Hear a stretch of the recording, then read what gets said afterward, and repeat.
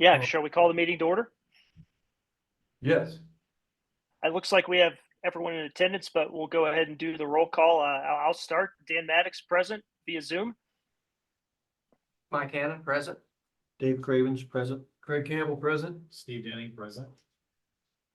All right. Well, we have a quorum. We'll go ahead and move on to the next section here, approval of meeting minutes from March 3rd, 2024. Any comments or corrections needed on the minutes? If not, we can entertain a motion to approve. I'll make a motion to approve the minutes as written. Second. All right. All in favor? Aye. Aye. All right. It looks like unanimous approval of the minutes. Moving on to item number 4, old business. Scott, is there anything we need to touch base on for this? No, there isn't. Okay, well, let's go ahead and move on to the new business, which we're looking at, I believe, some resolutions to move forward with the community development agreement with the developer there, Shree. Scott, you want to give us an overview? Yeah, I think so far online, Dan, we have Tom Pittman, who's the Pendleton's town council. Hello. Anybody else? And then Scott Frizzle, who is the attorney for the Kilcarney. Okay. And then Denise is going to start out by just describing the property in general and what it's zoned for, just to give you take a step back and look at the property. We'll just start from step 1, and that will help bring everybody up to speed on where we're at with this. Yep. Oh, good evening. I'm Denise, and from the Planning Department, Assistant Planning Director, and I've been privileged to work with Scott Resky and Kilcarney's crew on this project for the last several months. It's come a long way, and I must say I've learned a lot in the process for sure. So just wanted to kind of give an overview as to kind of zoning, assist in getting familiar with what property we're discussing tonight. I know Scott in the past couple of meetings has introduced these discussions, and those have materialized over the last few months. So we wanted to kind of bring you up to date. And this is probably the first stop of 4 to 5 formal sessions and meetings that we will hold here within the town of Pendleton to secure this plan if the town so chooses to take this on. So like Scott said, right here, the first image here on the overhead is the existing zoning map here for the town. And the area there that is outlined in the blue is the property that we're discussing tonight. This property is owned by JDK Kids. And as you see, there's several different shades within this property. It's about 73 acres total. This is just located right off north of State Street, which is there at Heritage Way, the roundabout there. So if you go on down south, that's where the school corporation is located, the community sports and wellness. But then you go north, there's just a stub off. So that has been a vacant land for several years. And as you see, this front area along the front of State Street, it is zoned in the shade of red. That is general business. So in that area, it is projected to be about 2 separate parcels. As a matter of fact, these have already been parceled off over here to the most east corner of the property. And then there will be an additional maybe 3, maybe up to 5 separate parcels here to the west side.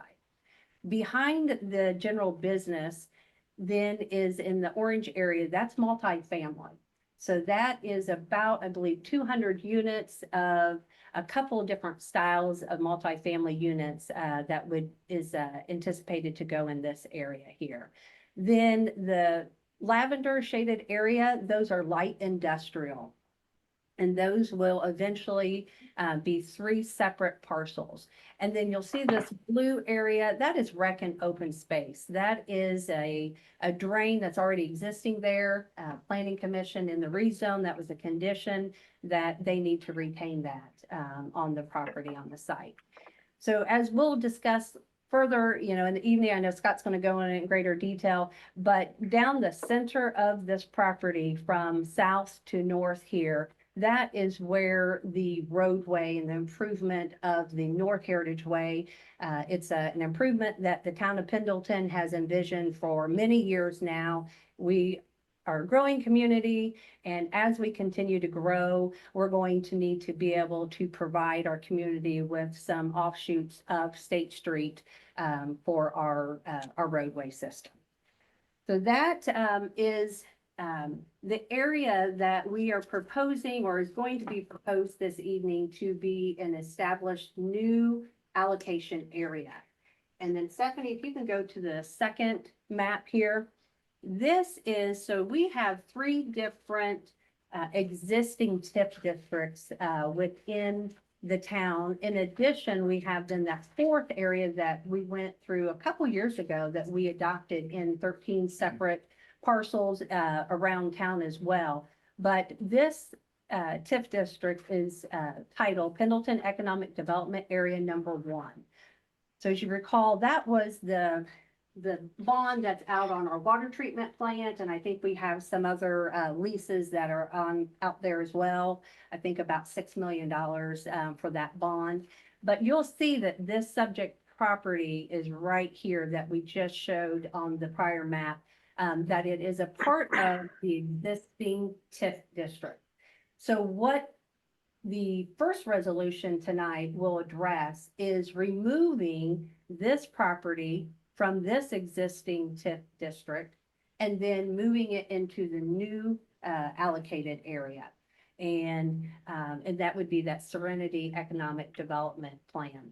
And then just want to point out, this is something minor, but as I mentioned there, right there, that southeast corner of the property, they have already parceled off 2. It was just 1 large parcel. So there are 3 parcels that are going to be a part of that new allocation area.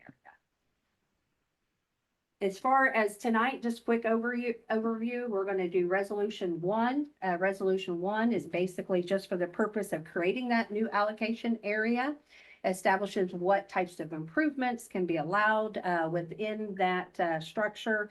And then the second part is the resolution 2. Resolution 2 will be approving a community development agreement and a supplemental agreement. So the first one basically addresses the TIF revenues, and then the second one, it will discuss, and Scott will go in more detail as far as the road improvement aspect of this plan that it'll bring to our community.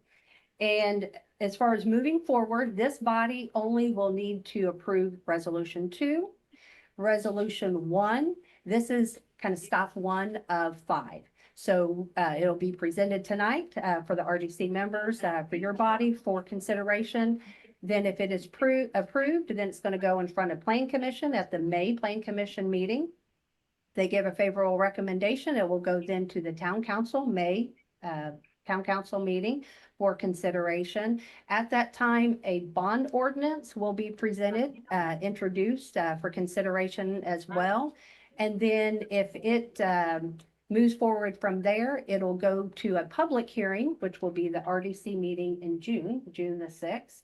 And then if it is again formalized and confirmed at that meeting, then at the June 13th date, we will have an Economic Development Commission meeting. They will meet the hour prior to the Town Council meeting.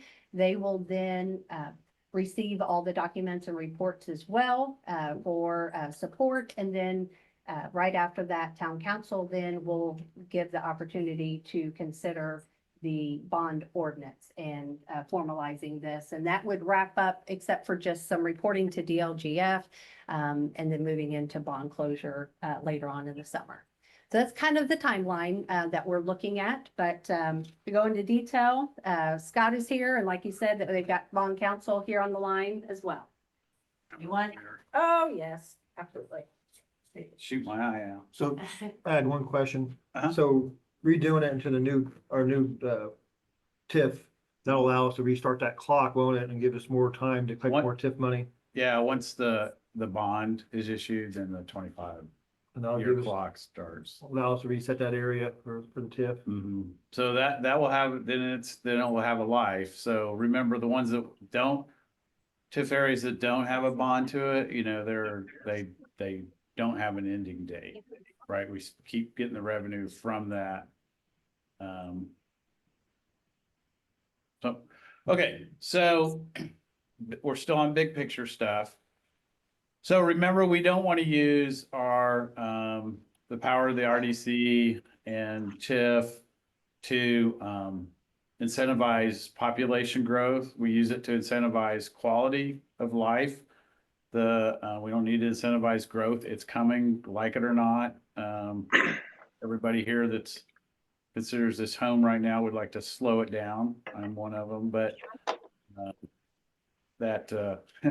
we don't control that. And the US Constitution, the state constitution says you can't declare we're not having growth. You can just affect the planning, zoning, and the quality of the community as growth happens. So part of that to get ready for the growth is we have a long-term thoroughfare plan. Where are we going to put the roads as these empty cornfields start to fill up and they get developed? So one of the important legs of that is, as you know, right now at 6,000, where the town has a potential of 40,000. We're at 6,000, we have the potential of 40,000, but already at 6,000, the State Street jams up. And even on certain days, it can jam up all the way up to Heritage Way. I've seen it, and normally it'll back up all the way to Adams Street. So somehow we've got to handle that traffic as the town grows. We don't want to build a bypass, because every town and city that's grown a bypass, they've killed their downtown. We don't want to kill our downtown. It's important to us. So the thoroughfare plan is based on a concept that I would just call an alternative there's alternative routes when we have rush hour. And one of those that's set in the long-term plan is to have a road that comes off of Heritage Way North. It's stubbed off right now. The roundabout comes north, swings up into here, and then hits 132. And then, so at that point, if the road was never continued, people can get to the north part of town without having to go through the State Street. As these develop, the alignment of those roads would be determined. And then that would connect also up to 600 South. So that people who live up in this way can either come this route or come in, of course, from the next exit up this way. It'll take both eventually when we're at 40,000 to handle that amount of traffic. So this road is part of a very important quality of life improvement. And it is intended to be 2 lanes. So the Kilcarneys own this property when they were ready to, they've held it for several years. They were ready to develop it, and they came to us and made a proposal. And basically the proposal is they are going to build that road. We had our engineering firm check it. The value's worth approximately $6 million. For his development, he only needed one, a dual lane, right? 2-way, 2-lane. But the town needs 4 lanes. So the extra 2 lanes, according to our engineering analysis by Banning, is worth about an extra $2 million. And that we'll explain why that's important later.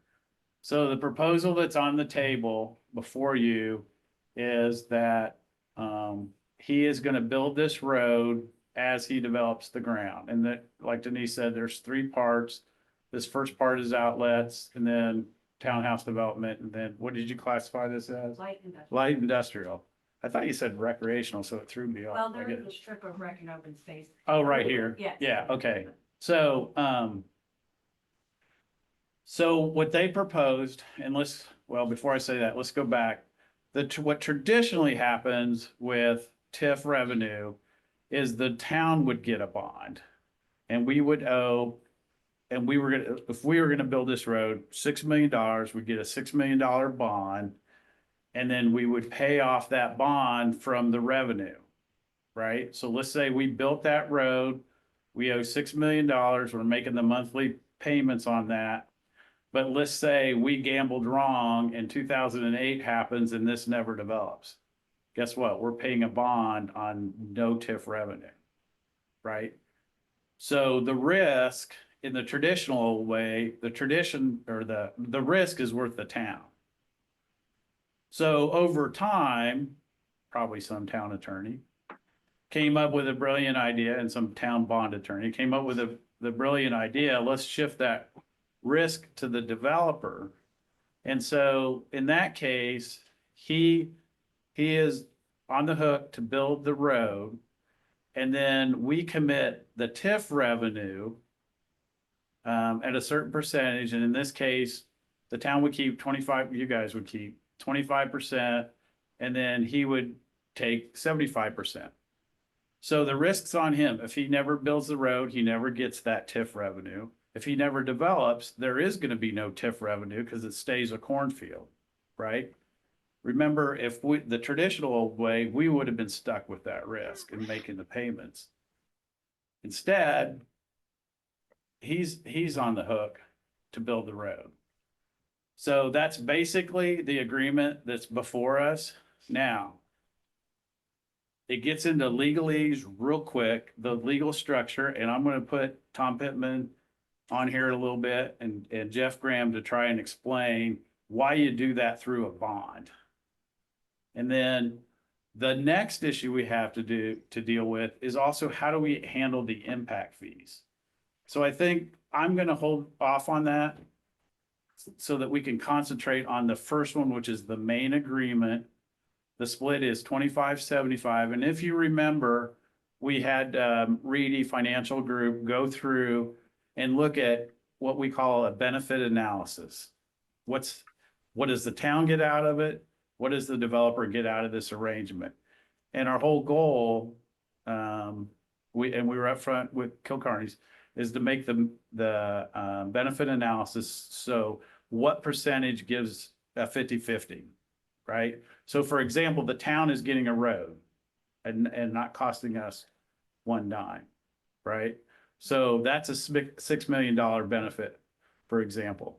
And we went through different iterations, considered certain things benefit, impact fee would be another benefit that the town receives if this develops. The revenue, right?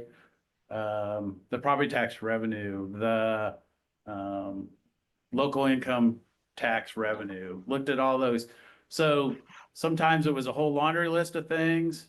And then the eggheads would argue, well, that should be taken off or whatever. So anyway, is one benefit analysis was as low as 4 million and 4 million. And then the highest was 15 million, 16 million. So we went through a benefit analysis, and the percentage that consistently came up through those different analysis is the 25-75 split. Okay. So that's where that number comes to. So which attorney would like to try and explain the bonds as a mechanism first? Tom, would you like to do that? I'm happy to do that. Yes. Okay. All right. In an ideal world, you could just have a contract with a developer that requires you to pay a certain percentage of the TIF, semi-annually to the developer. But such a contract, a direct contract for direct payments, is not permitted under state law. So the sort of roundabout way to accomplish the same thing is for the town to, in name only, issue a bond, which requires a bond ordinance and an Economic Development Commission hearing. But at the end of the day, the contract, it'll be called a bond, but what it really will be is simply an agreement of the town slash redevelopment commission to make payments of that 75% over time. It being understood, as Scott said, that if the TIF that's projected for any reason doesn't materialize, that sort of contractual right to receive TIF revenues that the developer will have is not viewed as being in default. So, I mean, it's an exaggerated example. If they, if there's a, $1 million of TIF every 6 months, they'll get 750,000. If there's a dime of TIF, they'll get 7.5 cents. So it really is very self-policing. It works well, as in this case, where you have a developer who is very committed to the project and who is confident that the TIF projections and their projected construction is accurate and firm as far as their intentions. So they don't worry about the TIF stream if they know they're going to do the project. So that's our case here. So it really is it's as Scott said, it's a risk-free proposition for the town. It gives quite a bit of help to the company. Okay. Tom, quick question from Dan Maddox here. Sure. Tom, do you Yes. see 75-25 being a pretty typical split? It really is all across the board. I would say that based on my experience, and I've got quite a bit of it, a 75-25 split in this type of situation, I regard as fair to both parties Okay, thank you. and not atypical. Thank you. So I think one example of the way this could have gone is, well, first of all, we wouldn't have never incentivized this project, but there's a quality of life issue with traffic jams and trying to find a relief for it. But there was an example that I think Scott Frizzell, who's online, sent us, or somebody from the Kilcarney group, was a Seymour, Indiana, where it was the same thing and it was a 25-75 split, but nobody was building a road. He was just developing ground they wanted developed. Right? So we've seen 90-10 splits. In fact, that's what Sheree started out with. And then when we went through the benefit analysis, he quickly saw that it was 75-25 also. I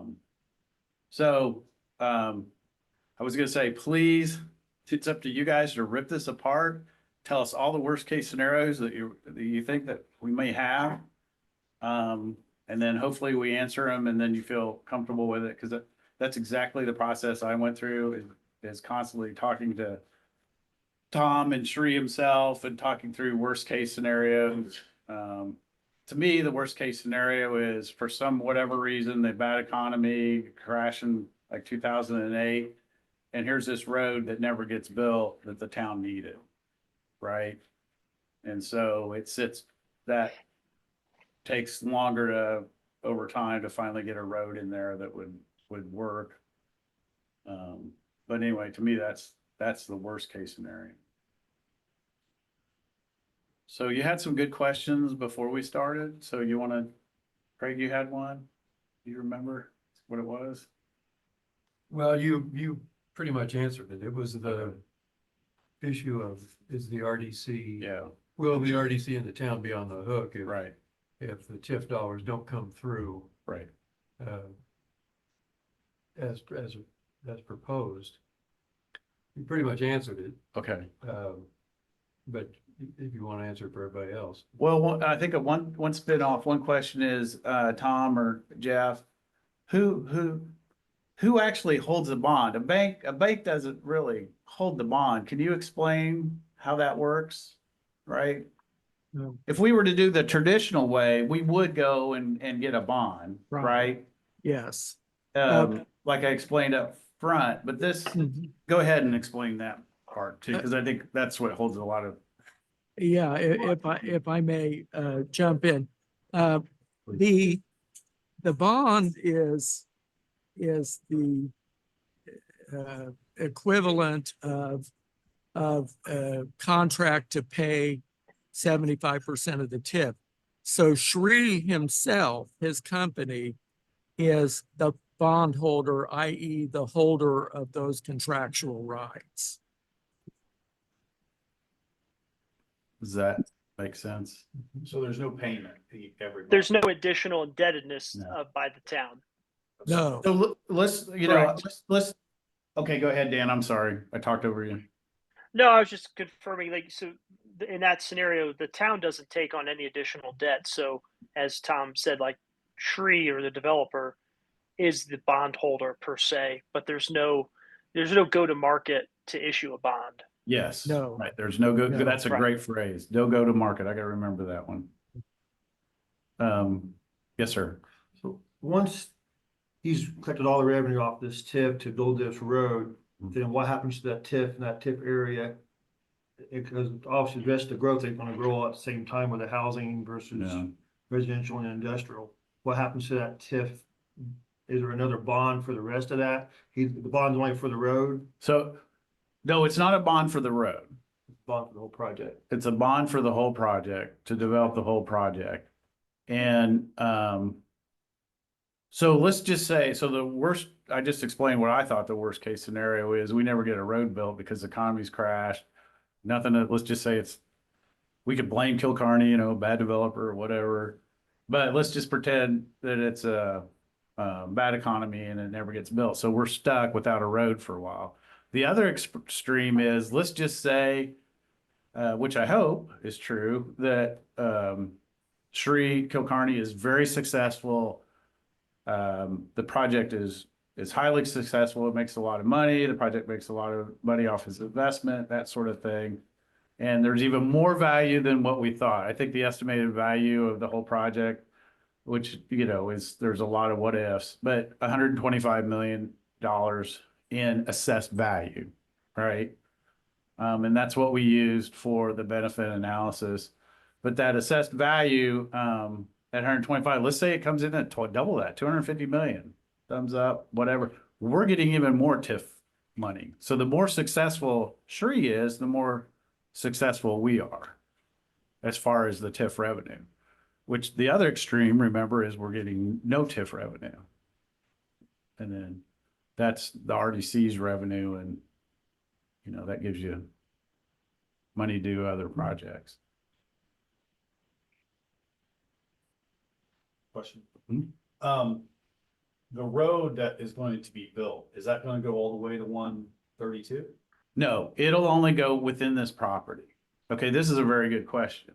So our strategy, because the town is so small, about ready to have a high amount of growth, one of our strategies for handling the growth is that we call it growth pays for itself. So in other words, if you're a developer coming in, you've got to contribute to the public, the community, the town in a way that allows us to handle that extra traffic. That's why we have a high impact fee in this community, is because you as a developer have to pay for that growth. So the road will come up to here, and then if this develops, then it will be developed in a way that there'll be a road, and it doesn't have to be perfectly curved. It could have some sway to it, so it's aesthetically nice or whatever. But our criteria will be that it has to handle a good volume of traffic relative for our town. So if this never develops, right, or this never develops, then this just stays here, and this road will service all this development in here. Then we won't have a bypass. Yeah, yeah. Right. So here's my question, But see, if this doesn't develop, then we don't. but we're not out any money. if it doesn't Right. develop. Right. But here's my question, is the group, there's no crystal ball out there, but there's nothing that forecasts that I see that things might go south like in 2008. Mhm. So if we built the road, will they not proceed with their project? If we built the road, If so, we took a bond out for the road, yeah, if we're talking it, because we're talking, the whole thing we've been talking about is doing yeah, to help with congestion. yeah, But this is not gonna fix the congestion as of right now. It's just gonna Yeah. fix where Yeah, they're gonna this is- develop. it's a long-term, But if we were to get a bond out for that development of the roadway, yeah. will they not still develop that property right there? They probably would. That's what used to happen. Right. Especially in communities that needed growth, they Right. needed the population increase. Yeah. They would build things ahead of time, build it and they will come. But communities got into trouble because they didn't come as fast as they thought they would and anticipated. And I'm just asking questions because No, tear it apart. because I don't know all this stuff, but, No, it's hard for me to do a 25% split over the next 25 years if we're confident enough as a town that that's going to be developed. Mhm. That's a lot of money. So he could sit on that property and never develop it. He could use it for agriculture. He could just keep growing corn on it. But with what has been presented, and I'm not saying I'm against it, I'm just Yeah, saying, yeah. I'm just thinking. The Yeah. road is only gonna go as far as they're going to develop. Right. And then the road will get developed more as more developers come in and want to develop. So we're not going to have anything right away with the congestion of downtown, No, right? but if we don't start doing those steps now, then the hole just keeps getting deeper and deeper and deeper. You want to do this stuff ahead of the growth. Because let's just say that we never planned to do this road and this parcel had sold off. And they put in a subdivision, right? With no thought that there needed to be a thoroughfare through there. What would we have to do? We would have to go in, buy a whole bunch of homes, rip them out and build a new road. All So right, why don't we, as a town, just build that road? but then we're using our money, which we don't have a lot of because we're still a small town, to incentivize growth and development, right? But if we feel like that is going to grow Yeah. and be successful, then Well, can we be 100% have on the TIF means, fund. we don't have the means to build the road. Huh? We don't have the means, we don't have the money to build that road. Okay, what about the extra 2 million to make it 4 ways? Is that gonna Okay. be on the town? Yes, through the impact fees, and that's what the supplement is. We can get into that but I think we're best for just focus on this first to make sure we have an understanding and then go into the impact fees. Because can be just as complicated too. Very complicated, I need to peel back. Here's my fear as town manager. I call it the Hamilton County mistake. So when Fishers and Noblesville was growing, we all remember they would put in 1,000 home subdivision and it would dump all those cars onto an old Hamilton County road, thin as ice, no shoulders. Mirrors would smack each other as they, passed each other, and it would just be all jammed up. Then they finally decided, oh, we got enough revenue from property tax and our gas tax. Now let's build that county road. So now you got 1,000 homes. They're still trying to dump onto a road that is under construction, right?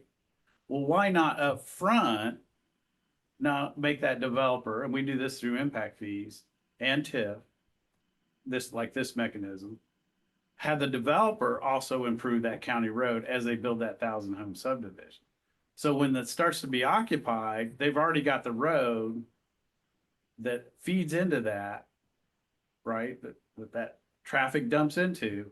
is already up to standard, it's wide, it's safe, it can handle that volume of traffic.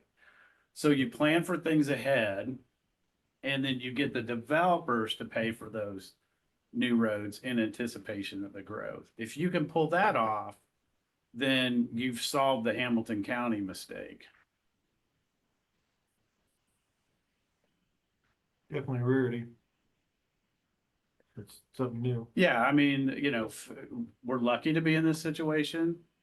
We're lucky that we got to watch Fishers and Noblesville go through these struggles. The other mistake the other corollary to that mistake is that Hamilton County, those were county roads. And so Hamilton County tried to keep up, but they didn't have the mechanism of planning and zoning and all that stuff as good as what towns can do, cities and towns could do. And so they really didn't start solving a lot of those traffic problems until the towns came on board, or the cities, Noblesville came on board and Fishers and incorporated a lot of that development. Eventually it was going to happen anyway. So Hamilton County's like, you know what, why don't we make Fishers pay for this road? Because they're the ones going to be using it in the future. So Hamilton County, they still have to do a lot of building, but they cut back, and then Fishers and Noblesville started incorporating a lot of that area. But we all remember, I mean, I know you've gone to your friends' neighborhoods, and 20 years of my business was in Hamilton County, and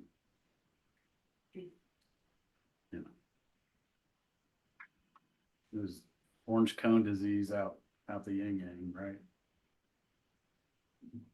Can I weigh in? a little Sure, bit on sure.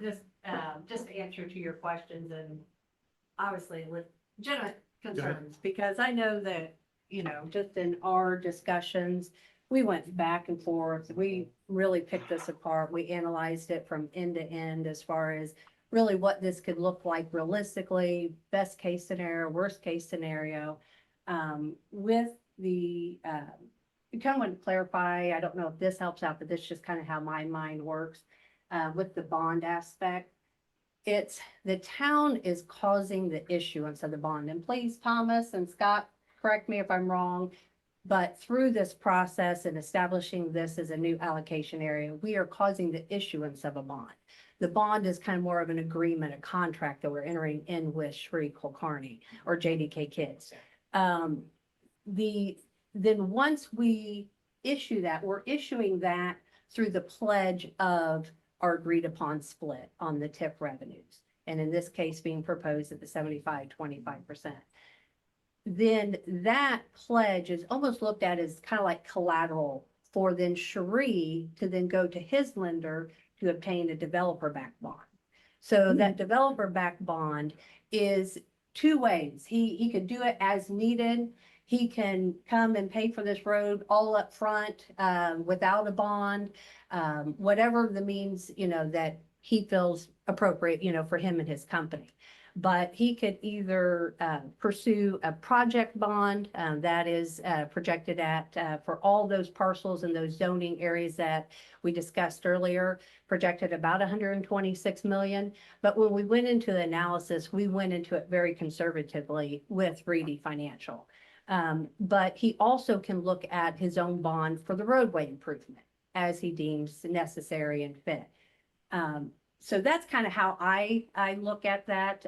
So that's where it takes that risk off away from the town, because then if we did so choose, if we wanted to improve and we wanted to install this roadway with our own funds, the town would be on the hook for then taking out an infrastructure bond. We have already, which then in that case, we would be subject to our bond capacity, which we are already at that glass window. I mean, we're already there. So one, it would put us to where we would be liable on the hook for that $6 million improvement. Like Scott had indicated, we could put that improvement in, but it may be years before those parcels are developed and we start seeing that kickback from those TIP revenues. Also, we have projected this roadway and designated the center of his parcel to be a roadway. for the town of Pendleton. There was, I can't remember how many feet, but how many acres.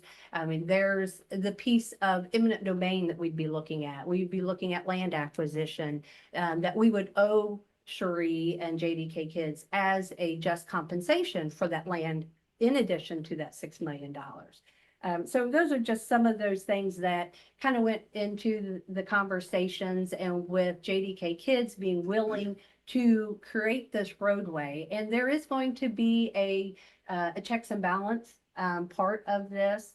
As he develops those parcels, so too will those phases of that roadway will have to also be a part of that development. As planning staff, when each of those parcels come to a site development plan review, the roadway around those parcels will also have to be provided. Within the recording of that, those are going to be commitments that each one of those, that roadway will have to take place. So there'll be some ways that we'll be able to assure the fact that as the parcels develop, so too will that roadway be developed. And So. Yeah. Go ahead. Go ahead. The roadway going through there, I thought that was his first part of his phase, that there would be a projected date, he'd do that road, then do the development. Then what I'm hearing is maybe he's doing the road, and as this develops, and then there'll be more road. Yes. And he could get halfway through, then we only really have Yes. half of a road. Yes, if you correct? can Well, show, he'll build the 4 lanes as he goes up, and As he most goes up. likely it'll be done in roughly 3 phases.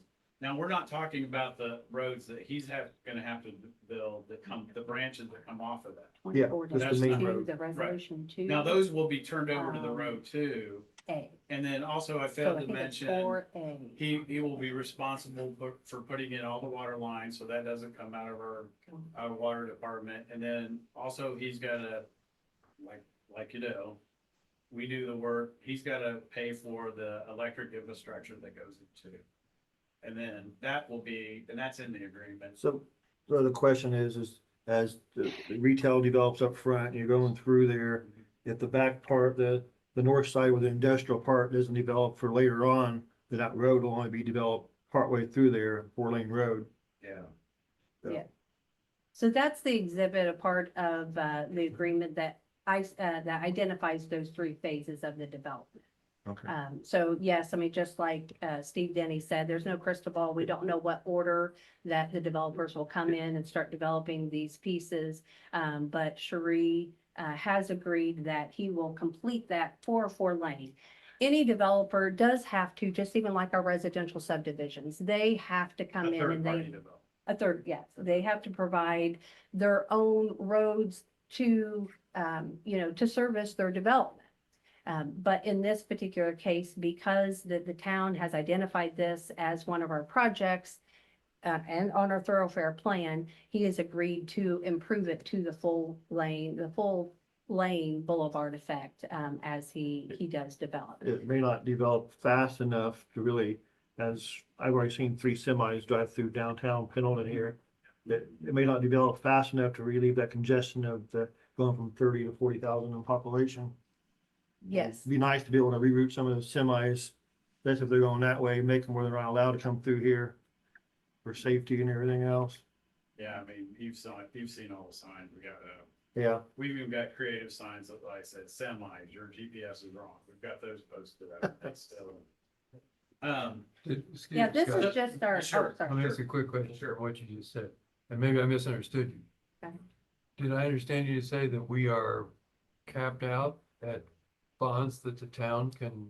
From what I understand, we are very close. Is that correct? Yeah, So that's so based. we Maybe- really couldn't maybe take out a within bond. 1 to build it. 5%. No, yeah, so there's only really 2 ways to do that, either through your RDC, which has a lot more flexibility, or through the town, through the property taxes. So, but you guys, it's gotta be something generating too. If it's a bond through the town, then it's gotta be backed by the property tax, correct? That's a last resort. That is Yeah, a you never wanna do your property against the tax, wall. you don't wanna bond, yeah. So we are at a point where we might not be able to take out a bond to build the road ourselves. Is that? No, it's still possible.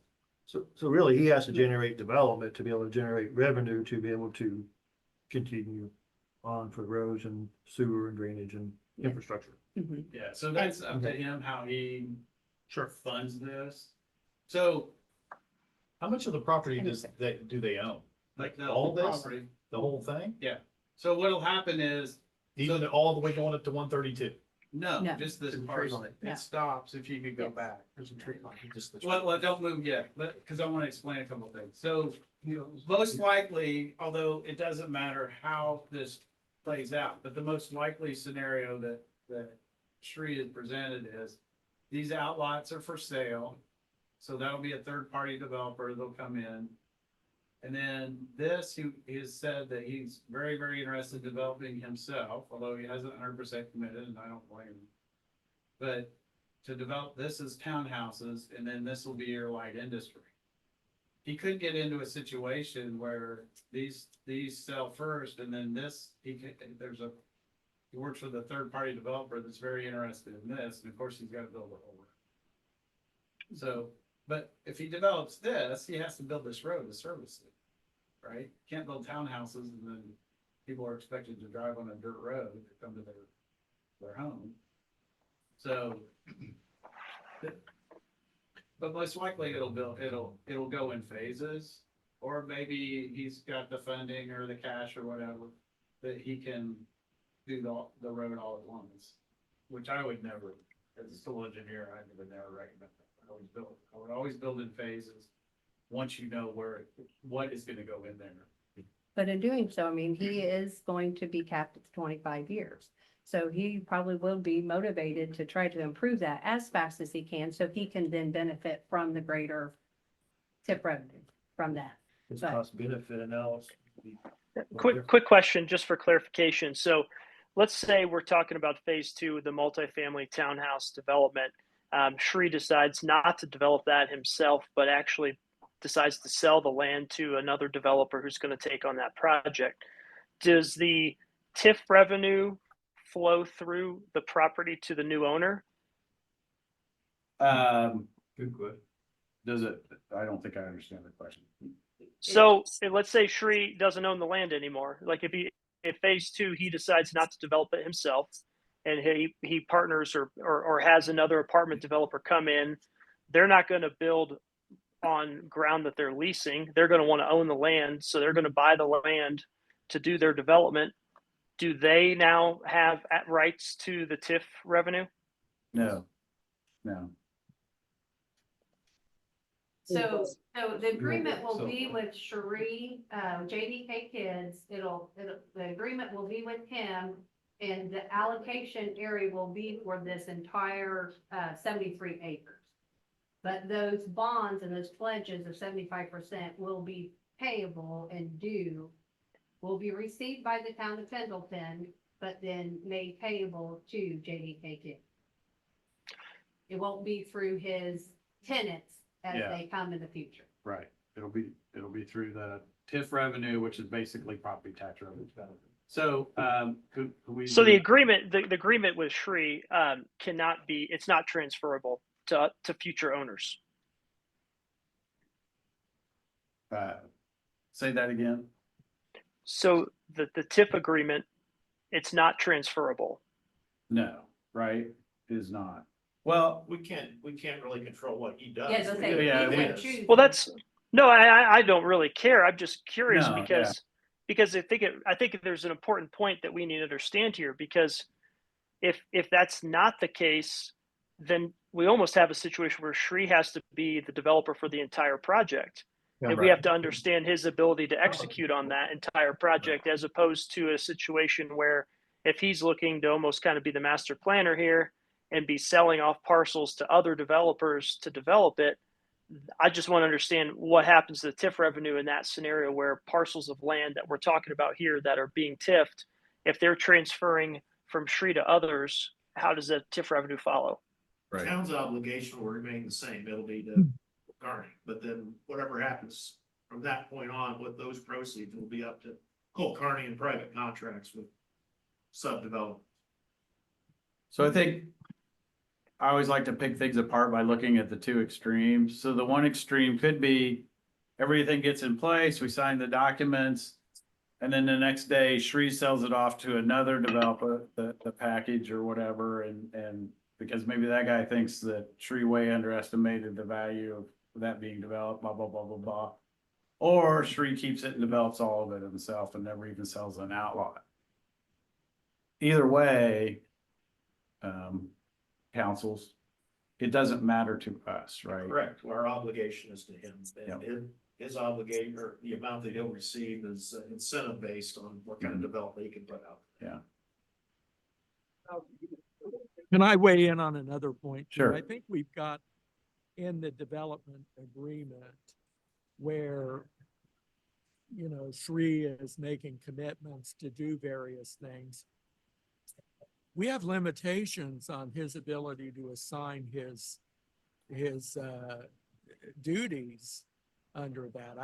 I think, Scott, Purcell, help me out, but don't we say that that he can transfer it like to affiliates, but not others? Yes, I agree.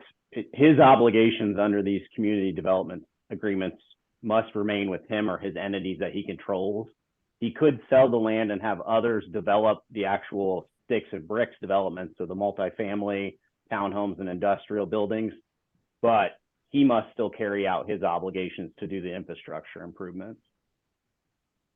So Dan, it could be expected that if he transfers the duties under this agreement, really to anybody, that even an affiliate, that, you know, they're gonna want the benefit of the TIF. That, I mean, they would likely have a side contract to share the TIF stream. But it seems to me that if I'm hearing you right, Dan, your concern is, what if the TIF stream continues to flow, but the developer's not around to, you know, do his commitments? And it's Right. a No, limitation of exactly. transfer. Yep, you just answered exactly what I was kind of getting at there. Appreciate that. Yeah, I thought that might be where you were going. Because I think that's an important point for us and for the ultimately the town council to understand, because that is a potential risk that sounds like it's being mitigated through the agreement. Yes. A lot of cases that if somebody else would come in and develop that parcel, there's other agreements. In Whitestown, I built an access road for Dick's, but I was also, based on estimate, reimbursed all that construction for that access road. It'd be the same type of deal there.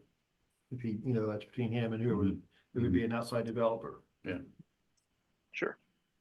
Yeah, that's exactly correct. Shree does envision needing to use the TIF that he'll receive to incentivize future developers if he did parcel off to have someone else build the townhome portion or other parts. Could you say that part again? Because I want to make sure I heard it right, Scott. Yeah, so I was saying, if Sheree or the Carney family decided to parcel off, say, the townhome development, to have a third-party developer complete that portion of the project, he envisions needing to use part of this incentive to incentivize those third-party developers. Okay. So I think what you guys were saying was that there would be side agreements that to dictate how those funds would be flowing. So Sheree is not going to be receiving the full benefit of this TIF because he has to, you know, complete the development to receive the TIF. So he envisions using the TIF stream to help incentivize future developers if other developers are needed to complete this master plan.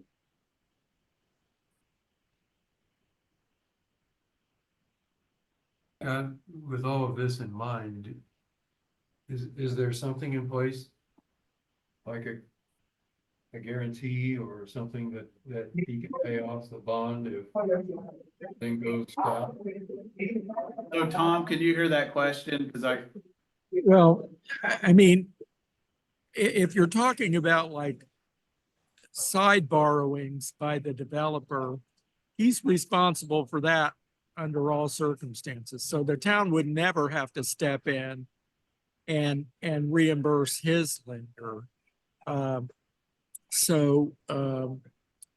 town will never have to pay off the obligation except to the extent of 75% of whatever TIF comes in, whether it's a lot or a little. Can you go back to, Steve Denny's question again about where the road alignment is, the future? There, you had a slide where there was a picture that's farther out that shows 600, there it is. So, it's a little fuzzy, but this is the Kilcarney property, cut out Wolfie's here. But basically, this is the Kilcarney property, right? All right, it's got a little, that's Wolfie's, so that's not part of it. And then here's the roundabout, there's a stub off, this is Heritage Way South that goes down to Community Sports and Wellness. So basically, the general alignment and, Shree's Road, we would have accepted if he had had a little meander to it, a little bend to it. Initial designs, he had a 90-degree turn in here, which didn't work for us because of traffic flow is important. And so as long as we're meeting the goal of good traffic flow, this road may meander a little bit. Maybe he has a developer that needs less ground over here on the west side and more on the east side. And so, you know, if the road came over a little bit, most likely we won't make them have them finish out the last 100 to 200 feet, just because there needs to be flexibility for if this develops on how they can bring their road around. But in general alignment, in the future, if this all develops right, and hopefully it does it and over the years in a nice way that makes it easier and profitable for the landowners, but so that generally the flow, big arrow stuff like military, right? Big arrows, not little arrows. Big arrows, the traffic flow would be like this, and then eventually up to 600. And this, but in reality, the true alignment may look like this, and may meander a little bit, and then connect up to which in the future will be an existing road that's built by Kilcarney's. So, does that help, Steve? Yeah, I'm just concerned we'll have a road that is leading to nowhere for a while. Because of affordability, it always gets built in segments. The next phase of all this could be say this develops next.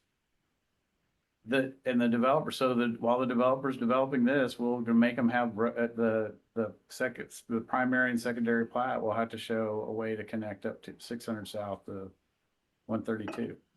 I think this is actually two property owners, but anyway. Can we have the same deal in place with another developer on this new TIF arrangement?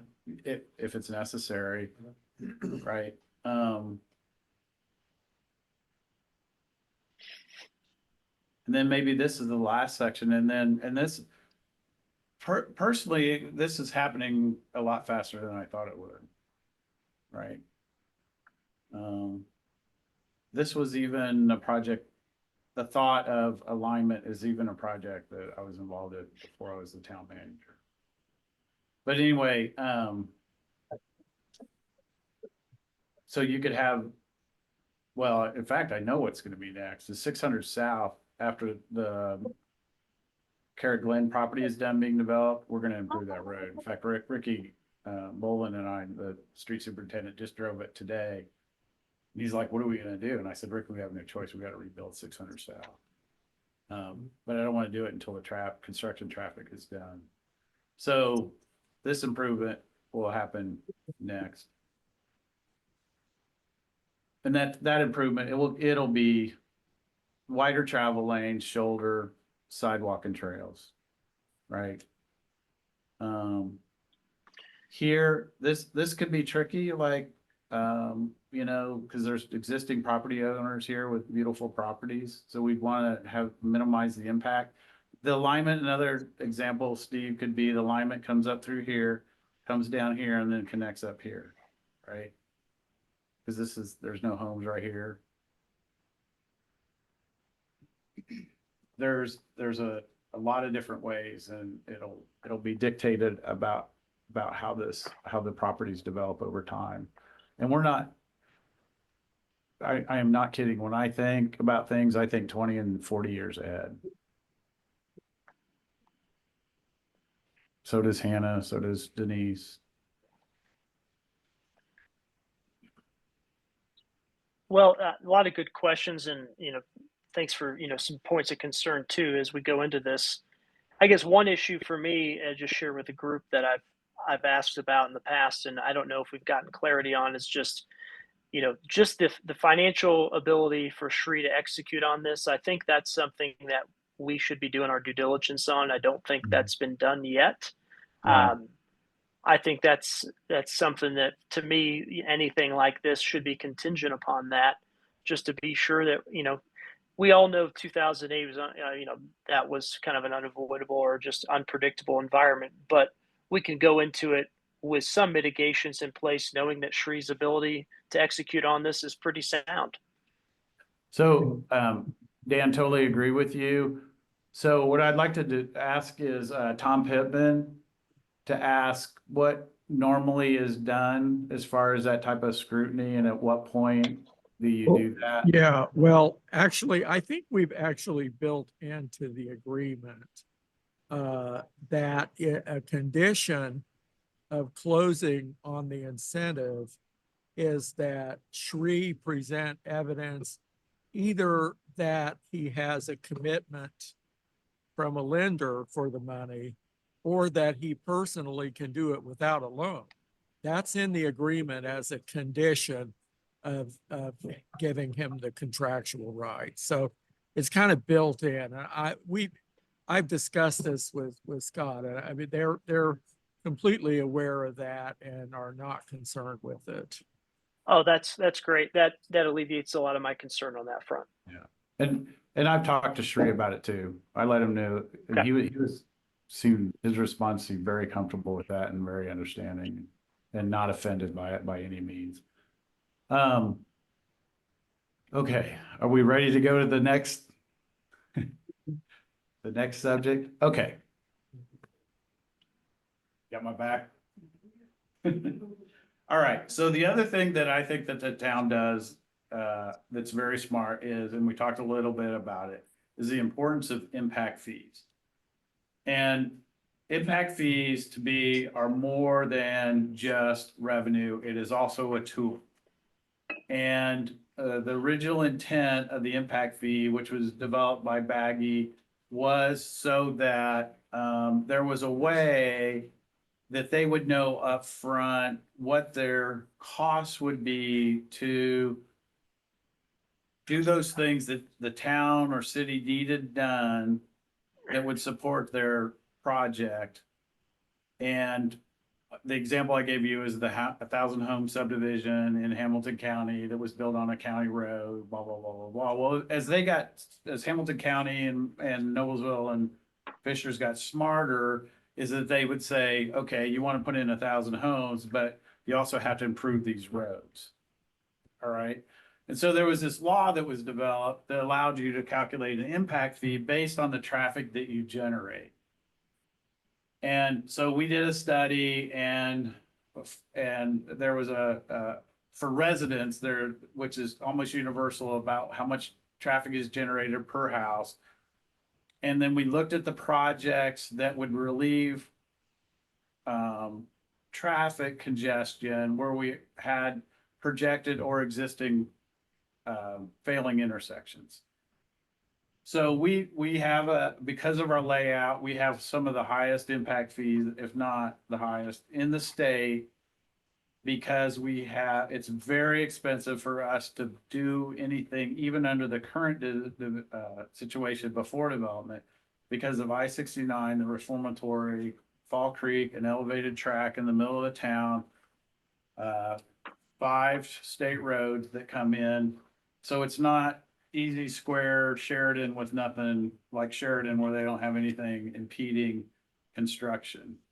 All those things cost a lot to build around. So we have a general idea of what the construction that needs to be done to also relieve traffic in other areas. So we, using the state law, we generated an impact fee, and that impact fee is in the $9,000 range. It'll eventually be about $10,000 per residence. All right.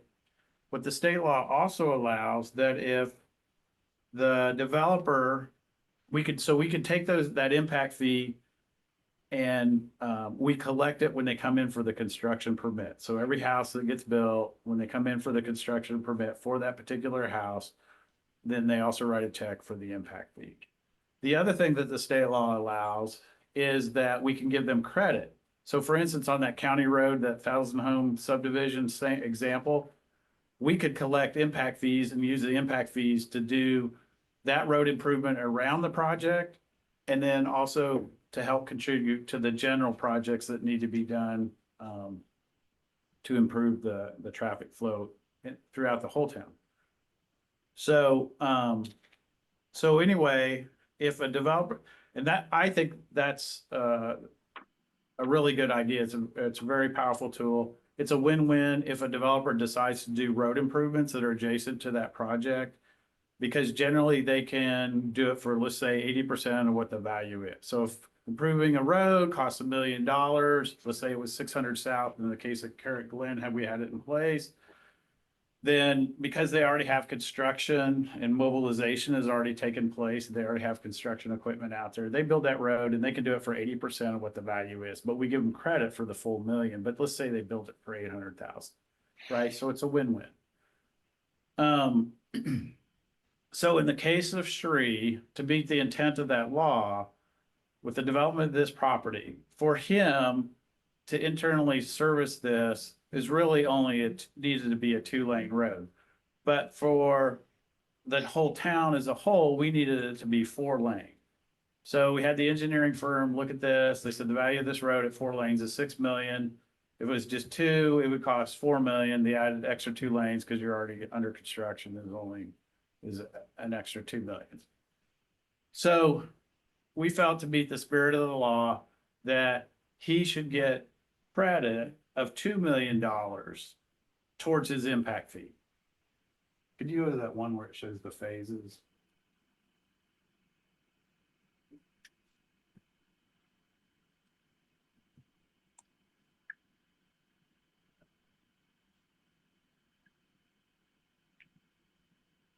There. So, so let's go over the scenario and how this would play out. The most likely way that this will develop. So they intend to sell these outlots up front to third-party developers, and then when those, and he'll have to build this part of the road, right? So he's building that road. The road gets built enough that they could start construction here in these outlots. And then let's say that, you know, Scott Rescue gas station, the Scott Rescue oil company buys this lot and putting in a nice little convenience store. And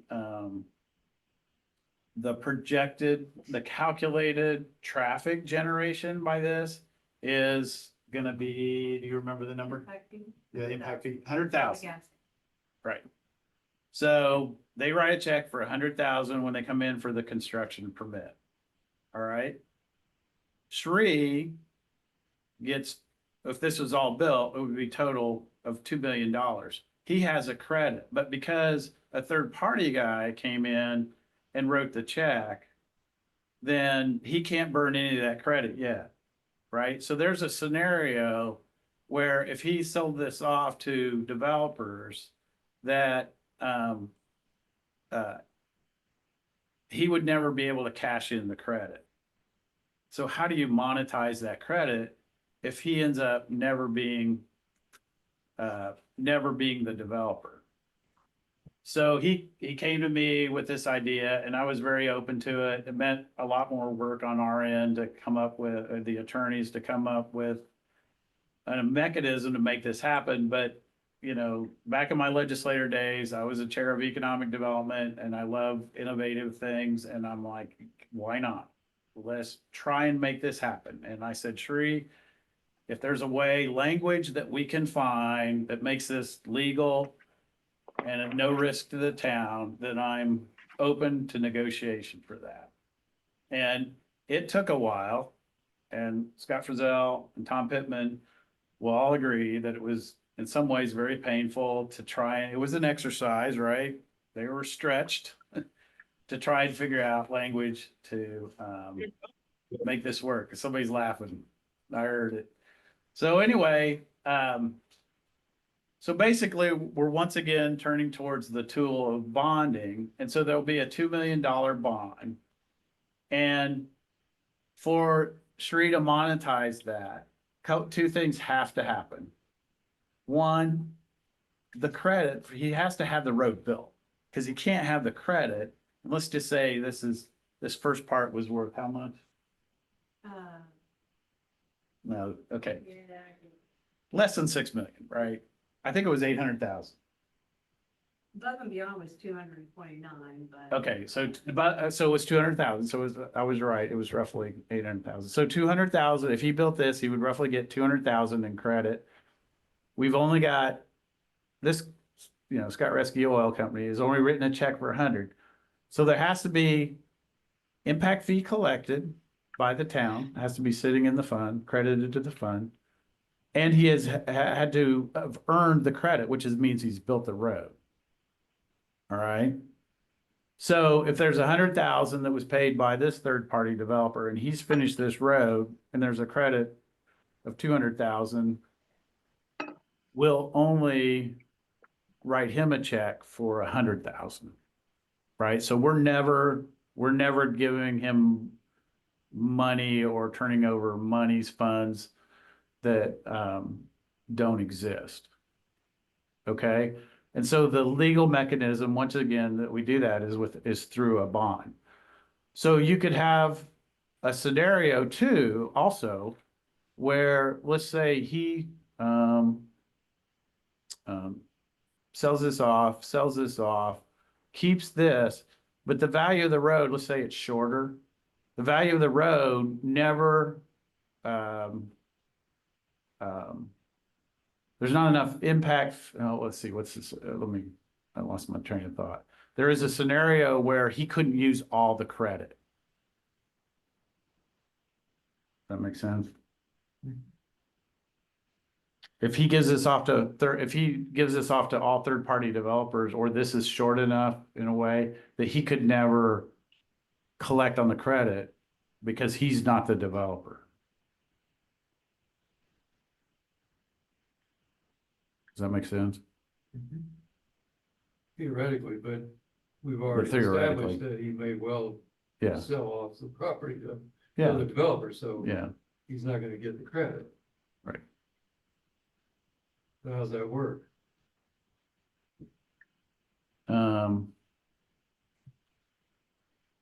Tom, help me out. What was that scenario that I presented to Well, you? well, there will be uh, events or completion of certain steps.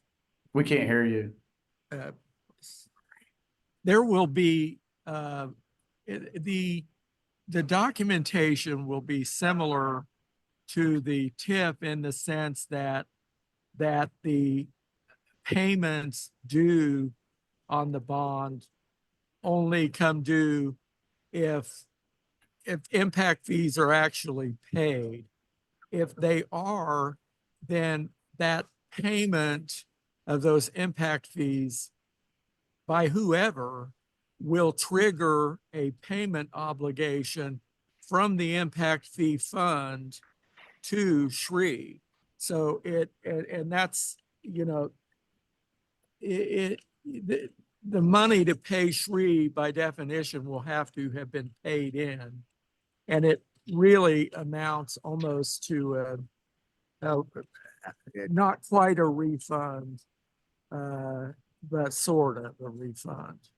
So real quick, to put this in perspective, what did we calculate the impact fee generate? No, for everything. Do you remember what the impact fee? The total impact fee is about 4.3. So 4.3 million that the town is going to receive in impact fees for all this being developed is our best guess. All right. So we'll collect, if everything goes perfect on, timely and all that, we'll collect 4 million in impact fees. He is owed 2 million in impact fee credit.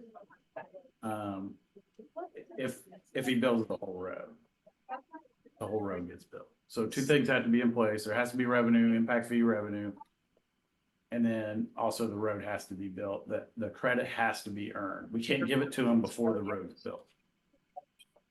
Does that make sense? Yes. Okay. Plus you get 75% for the next 25 years. Well, that's a different subject. Not the impact fee, I know. but the TIF, yeah, Yeah. right. But if he were to develop himself, that multifamily, it would generate about 2.5 million in impact fees. So if he develops it himself, he can then get that, impact fee offset by that credit. Right, that's He what, wouldn't make that payment in impact fee. thank you. If he had a third-party developer come in and develop it, they make that impact fee payment, then we would credit him back accordingly, So let's once that back. payment's made. let's But back then up that's a one- scenario where he may never, ever well, let's- cash in the Let's back credit. up just for a second. Yeah. So he develops phase two himself, Mhm. and he gets the credit, 2 million credit just for phase two. No, it's for, if we built the whole road, and the phase, if he just, But this, he's only getting 2 million credit, right? Bottom line. if the whole road was finished, it would be a value of 2 million. If he only came up to here, that's 0.8 plus, I'm asking the wrong question. Let me okay, back up. okay, He builds the whole road. Good with that. yeah. He develops phase two and it equates to an impact fee of $2 million. We think it's 2.5. So we give that to him. His credit is. He'll still owe us $500,000. We gave him 2 million in credit.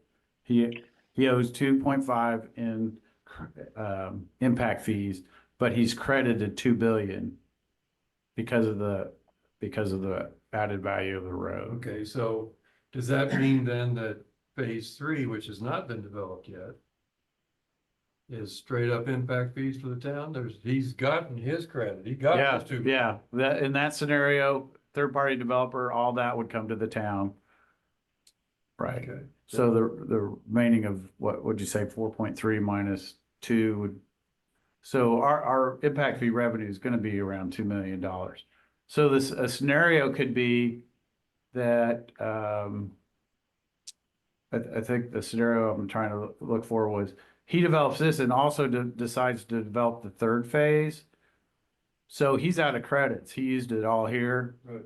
So he would be paying personally, well, his Impact company would be paying the impact fees, right?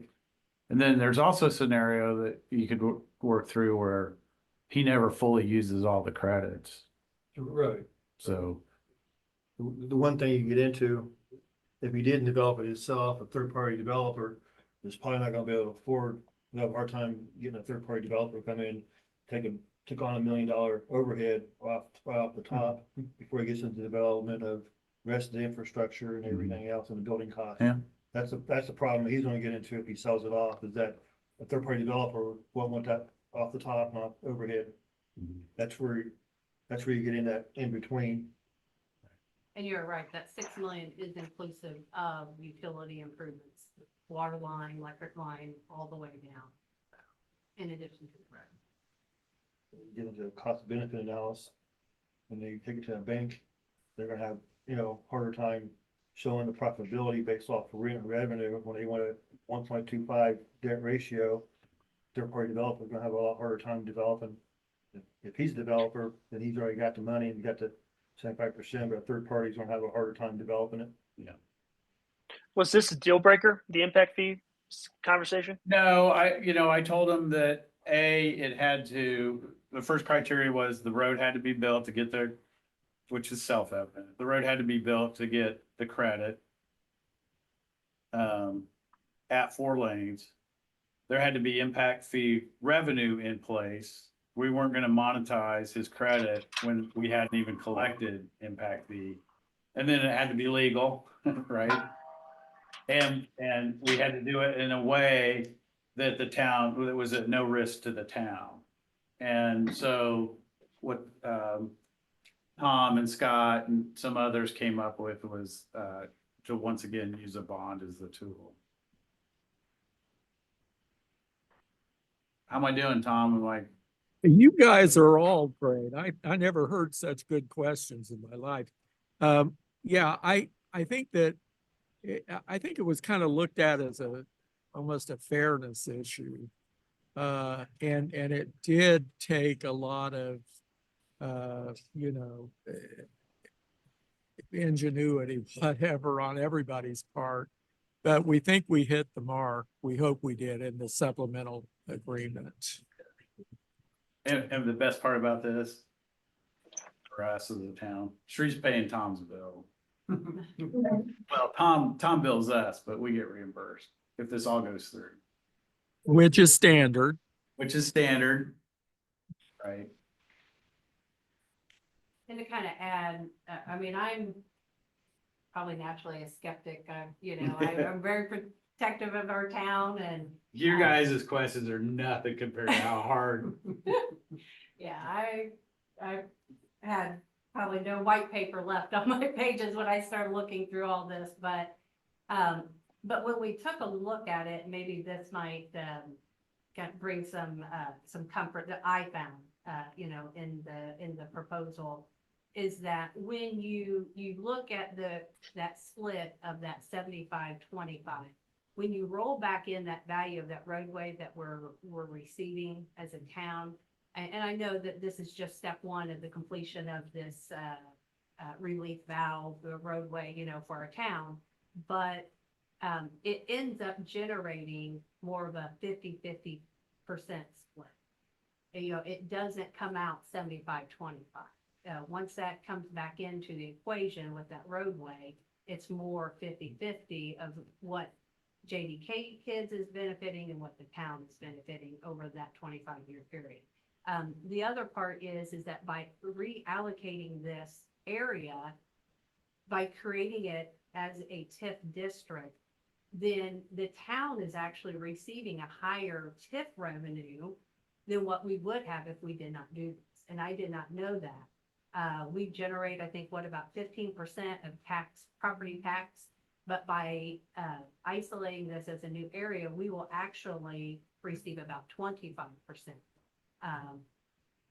of the total TIF. So we're gaining more than what we would have naturally if we would not even pursue this. That makes sense? Good. It does, yeah. Yeah, I mean, I agree with all of it. Like I said, Scott, I know you've been through this before. Mhm. You have a background in this. Everybody did their due diligence, the attorneys. I think it's a good deal. I'm on board with Steve also. From a selfish standpoint, we want the RDC to have TIF funds to do things for the town. And we're not getting as much as we would like to have, but the town is getting what it needs. No, well, so, no, no, I don't think that's the right way to look at it. So let's look at extremes. Let's just say the Cocarnies decide that this is not the decade to develop this property, right? And it's a town that's not willing to work with them. Then it would just stay a cornfield, and so the revenue out of that would be zero. Right. So that's one extreme that you could look at. And then the other extreme is it's wildly successful. Its assessed value is not 125 million, it's 250 million. And so our revenue is even twice of what we projected it to be. It's just that, and this is as everyone said, this is a new way of doing this. Yes. In the past, we got all the TIF. It was. Yeah, so, better. I mean, if you want to, so compare this community sports and wellness, if we want to go into that. We don't want to do that.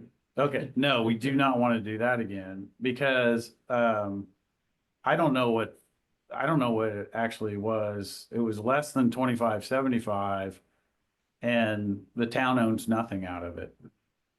Right? We're a higher percentage, I think, and then I think it's 80-20. I think it's 80-20 on community sports and wellness. It's a TIF abatement where we collect the property tax and then take back 80%. Am I right? It's pretty close. And at the time, the town was like, hey, we want a good fitness center here. This is a way to get it. And so instead of keeping that field empty, the town has access, a private access if you pay your fees. But at least there's a large fitness center here in town. And then that was the motivation for the town. And that's a TIF abatement. And I don't mind the structure of how it was, but I would say the percentages was not fair. I think, just to be blunt, giving them the 2 outlots that took it over the top. That should have never happened. I would never agree to that. But at the time, I also have got to understand that different time, different situation, the town's perspective was different at the time. Nowadays, I would never have recommended that. I think we've done pretty good in trying to protect ourselves. Just, I wish we could see through where we knew that road was gonna get all the way done, and not in phases, because then you got out of what you put into it, and it's not gonna be half-heartedly finished or not, to where we do need to develop or release that traffic. Now, it's not gonna get done unless we do it, and that was the reason of getting that road put in to begin with. Yep. So, but I think you've done about as well as you can do, but that would be my concern. We're gonna have half of a road, not a full road. Or when we need the full road, we're not gonna have it. It's gonna be 3 years, 4 years behind with accelerated growth. Just my opinion. And if it develops as we all hope, then in 25 years, we'll have that full 100% of that TIF revenue to then, designate it for then farther north. Kind of needs to end, but And I've seen where roads are, like Scott said, done in phases like that. Yeah, if you don't have a master plan, then yeah, it's trying to connect crazy to crazy. Jeff, did you have any thoughts, comments? Obviously not as much experience as Tom, but 75-25 is pretty good historically on the projects I've dealt with. And especially with this secondary agreement that somehow you guys got worked out. I didn't have anything to do with that one. That one's special. That was good stuff. That has a chance to make this a very good financial deal for the town. Yeah, great conversation here. I guess is just to kind of put a bow on things. What we're asked to do today is review the first resolution, approve a creation of Serenity Economic Development Area, and vote on that, and then also vote on the resolution for the community development agreement and supplemental community development agreement. Yep. You got it. Right. And don't feel the pressure, because it still has to make it through planning commission, and so they'll Right. hopefully try to tear it apart too. Ultimately, Believe me, I want you guys to tear it apart as much as you can, and then figure out ways that if we did. Well, I think a lot of my initial concerns have been addressed, and I feel like this group has put a pretty good lens to it.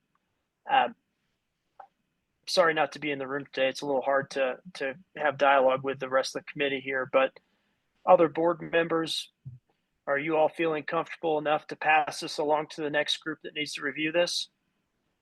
I still have some reservations about things, but I always go back. I have faith in the town management. I have faith in our financial group with Reedy. I have faith in our attorneys. So. and you will get another shot. yes. This comes back to this body for final approval. Yeah.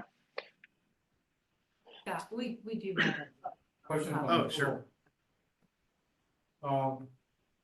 With all the development, you talk about the impact of this and that, but I did not hear about the impact on the school system and the impact on the downtown business, because it look like there's more business here on the outskirts of town.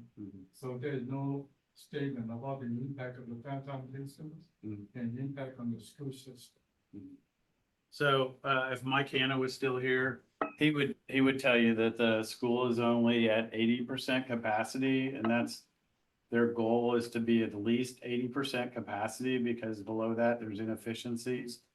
And because they allow students from other school corporations to enroll here, if they didn't do that, they would even be even more below 80%. So with the townhouses going in at this point, they would tell you, because I've heard this question a bunch of times, they're not concerned at this point in time with the impact of the school district because right now they need more population. Now, guaranteed there'll come a time where they will be building more schools. Because like I said, the town has the capacity, the room, empty developable ground, which is farm ground and some other ground, to have a population of 40,000. And that's just not, remember the school corporation is also Ingalls Green Township, Fall Creek Township, Adams, and Markville. So not only are we gonna be growing, right? We always gotta keep in mind that our neighbors are growing just as fast, or especially Ingalls is gonna be, and LaPel is gonna be, well, LaPel's not in the school district, but Ingalls will be growing probably a step ahead of us faster, just because they're closer to Indianapolis than we are. So at some point that will be an issue. Right now, Mark Hall, and I'm sure he doesn't mind me saying it because I've heard him say it enough publicly, that they're struggling to keep the capacity at 80%. Do you remember how many townhomes this was? 150? About 200. 200. I mean, not count, but total units. Total units, 200. 6 buildings, he said. Remember? Yeah, something like that. You scroll up and kind of show a little bit. Like,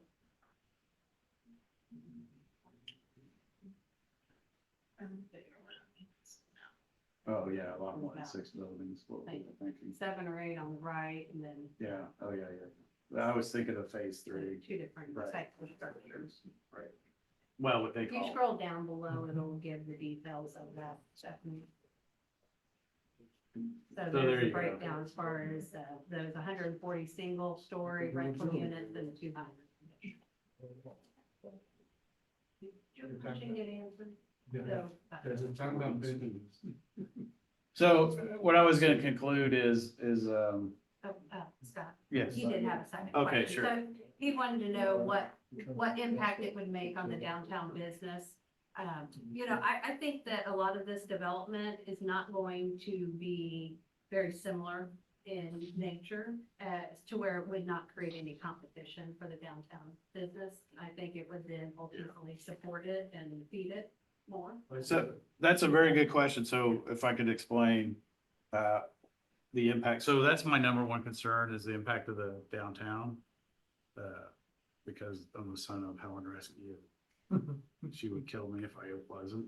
So this is on here, it's the intended buyer for this outlot is BP, right?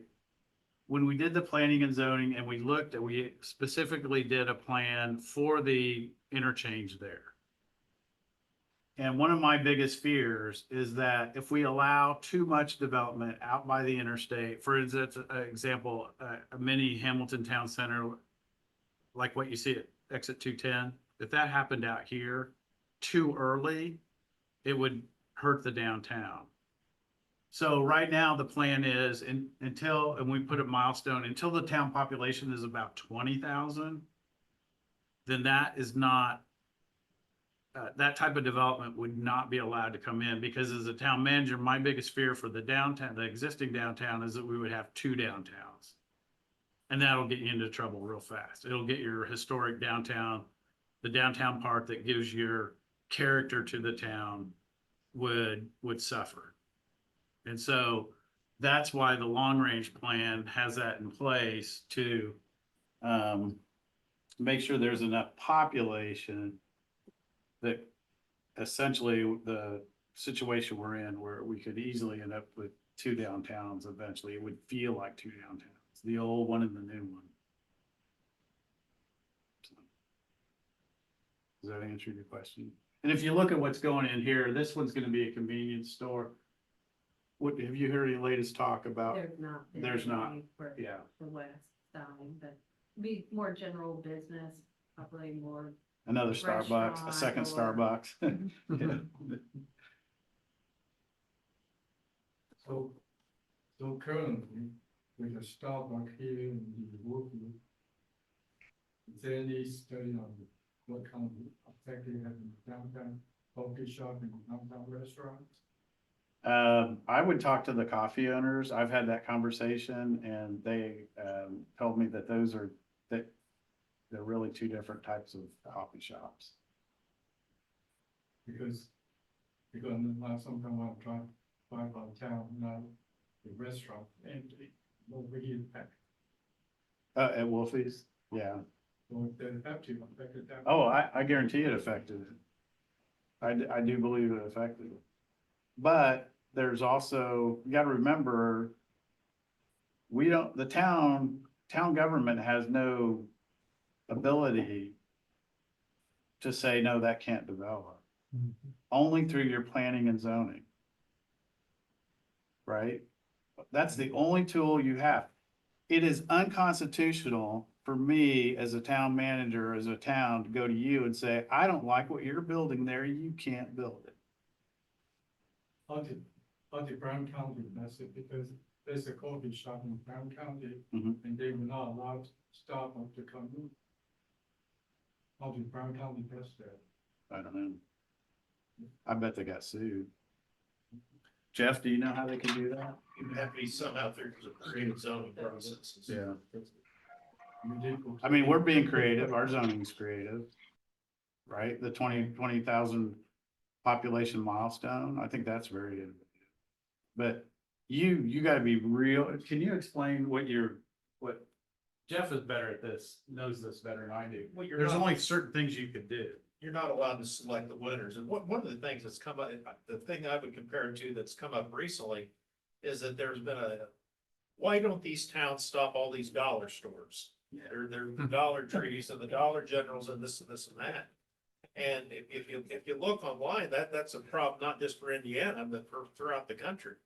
And there's been all kinds of attempts at zoning, regulations to prevent that. But you are, as the US Constitution and the Indiana Constitution has a commerce clause in it in which the governmental regulations can't be to the point where they effectively take away a right to do business. Zoning, as Scott mentioned, is a way you can move it a little bit and mold it to the vision of the town. But if you don't already have that kind of thing in place today, you can't make it, let's say whatever Brown County did to, just scare. I don't wonder how they do it. Just scare off Starbucks. Let's say that they would have had to have that regulation in place prior to Starbucks ever showing interest in the town, or it would be blatantly unconstitutional to do that. You can't Maybe a say, non-franchise or, right, you can't, towns are not allowed to discriminate on that basis. I like your phrase, you can't pick winners. Right, you can only put in general rules. Can't be very specific. Dr. Lau, I can tell you that when I live just down the street here, I've not been to Wolfie's. Starbucks isn't open yet. I probably won't go to Starbucks. I do use the wellness center weekly, 3 times a week. But if I want to go eat somewhere, I've got 2 great restaurants right here within walking distance of my house. I'm not going to Wolfie's. I'm not going to drive to Wolfie's to eat dinner. Same. Go out and eat, I'll eat here.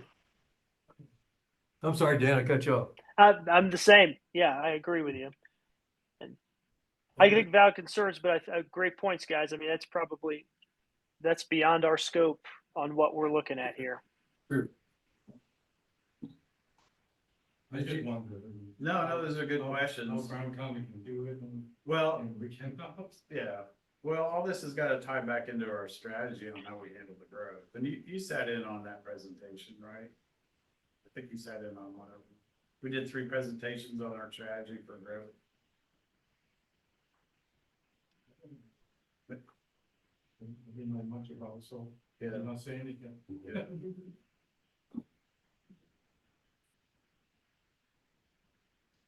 So anyway, Denise and I's goal was to tear this agreement apart and look for the weaknesses, and the vulnerabilities, because it's got our name all over it, right? I wanted you guys to tear it apart and ask the good questions. And if, you know, through that, if there was any weaknesses that we hadn't thought about, you would reveal them. So, and I think if you would have come up, my whole plan was if you would have come up with something that was a inherent weakness in it, then we would have gone back to the drawing board and we would have fixed that and brought it back. And I think that you could rest easy that it's not all on your shoulders.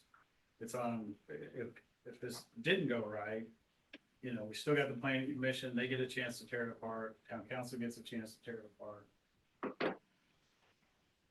So, Then we give, this board gets one more shot.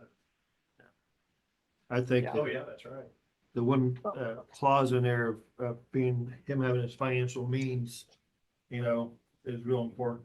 I think that's a great thing to have in that instrument to have in there. Yep. That Yep. kind of, you know, a lot of guys can build a lot of things on, you know, on paper, CAD, but actually have the money to see it through. Yeah, that was definitely a requirement for me. Well, I guess I'd ask on resolution 24 PRC 1, if there's any further comments. If not, would anyone, I would entertain a motion to approve this resolution. I'll make a motion to approve the resolution. All right, thanks, Craig. Do I hear a second? Second. All right, all in favor to pass resolution 24 PRC 1, say aye. We need to have a roll call vote due to remote attendance. Mr. Okay, thank you, Jeff. So Dan Maddox votes to approve. Dave Cravens approves. Craig Campbell approves. Steve Denny approve. All right, quorum is met there, 4-0.